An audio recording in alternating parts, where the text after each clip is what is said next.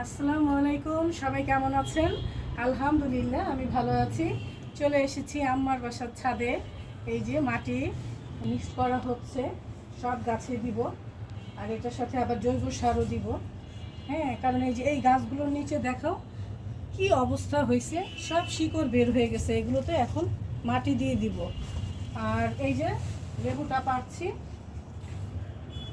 লেবু পেরে নিচ্ছি। এই যে লেবু আরেকটা ভিতরে হয়েছে সাইডে, আর কমলাও ধরছে। এই যে কি সুন্দর কমলা ধরেছে, ওই পাশটাই বেশি দেখানো যাচ্ছে না। পেয়ারাটা আজকে পাড়তে হবে, কারণ মনে হচ্ছে পেকে গেছে না, আর কয়েকদিন থাকলে এটা আর খাওয়া যাবে না, তাই পেয়ারাটাও পেরে নিলাম। আমি মাটির সাথে দেওয়ার জন্য জৈব সার নিয়ে এসেছি, একদম 5 কেজি। এখন এই মাটির সাথে সব দিয়ে দিব। এটা হচ্ছে ভার্মি কম্পোস্ট জৈব সার। সাইকেল একটু ধরো তো, পড়ে যেতে পারে। আমি জৈব সারের প্যাকেটটা কেটে নিচ্ছি। সবগুলো জৈব সার আমি মাটির সাথে মিক্স করে নেব। মিক্স করো।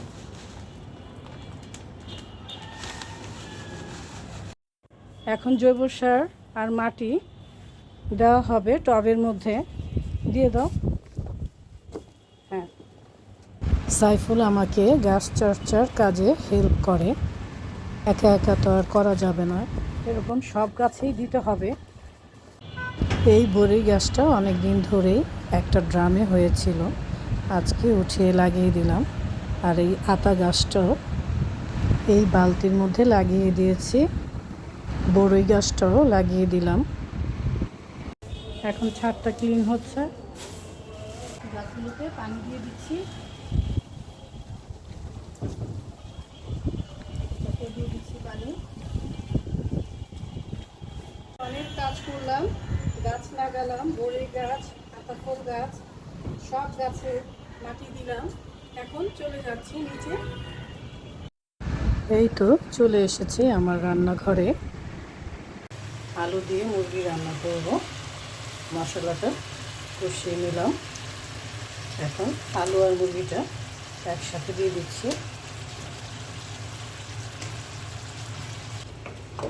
মুরগিটা রান্না করছি হালকা মশলা দিয়ে। মুরগির মাংস আর আলুটা ভালো করে এখন কষিয়ে নিব। কাঁচামরিচ দিয়ে দিলাম, মুরগিটা কষিয়ে নিলাম। এখন পানি দিয়ে দিচ্ছি, একটু ঝোলঝোলি থাকবে। এই তো হয়ে গেছে মুরগির তরকারি। নামানোর আগে একটু জিরে ফাঁকি দিয়ে দিচ্ছি, আর ডালটাও বাগার দিয়ে নিচ্ছি। ডাল না হলে তো আবার দুপুরের খাওয়া দাওয়াই হয় না। মসুরির ডালটাও হয়ে গেল।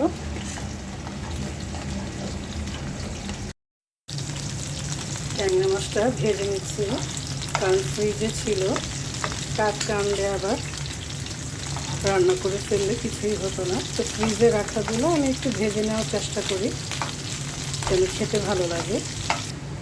ট্যাংরা মাছটা রান্নার জন্য আমি মশলা দিয়ে দিয়েছি,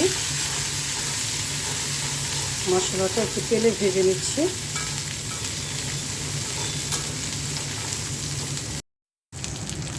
পানি দিয়ে দিচ্ছি, দিয়ে দিচ্ছি কাঁচামরিচ। মশলাটা কষানো হয়ে গেছে, এখন ভেজে রাখা ট্যাংরা মাছটা আমি দিয়ে দিব। সব একসাথে দিয়ে দিচ্ছি।